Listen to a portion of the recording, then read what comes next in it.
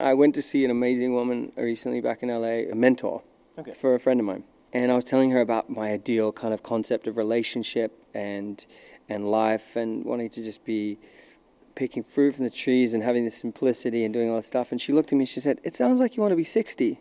And I was like, that's what I want.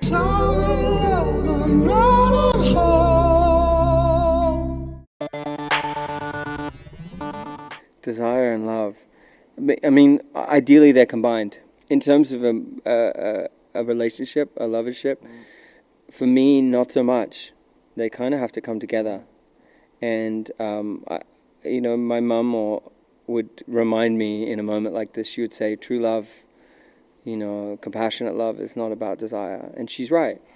But in this iteration of my being, it's still something I'm working with. I'm evolving and growing and maturing, and I think that definitely I now understand love in a much deeper way. But there has to be that juicy, beautiful passion to it.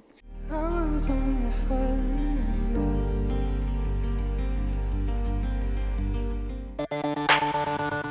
Honesty.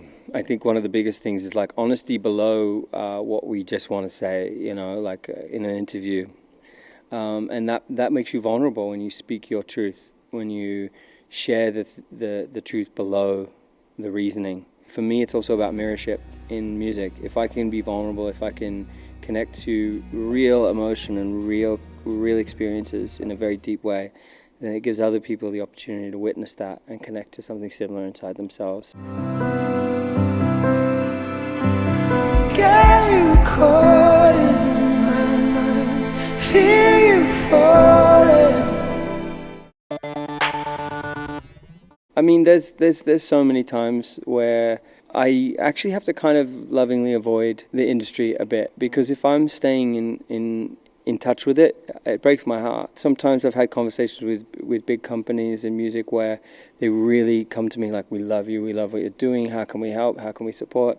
And I'm really honest and I lay it out, well, what about these things? And they go like, yeah, it's a great idea, let's draw up a contract. And then you see a contract and it's completely the opposite. And I just think to myself, how can you do this? Like, if two people have a conversation in a room, that should be the value of the contract that's drawn up. I've actually written some pretty serious emails to heads of really major companies and just been really honest and said, look, if I sit in a room with you and I shake your hand on a deal, that means as much to me as a contract. So when I see a contract come back and it's the opposite of what we talked about and chose to work on together, I just, that's a little heartbreaking for me.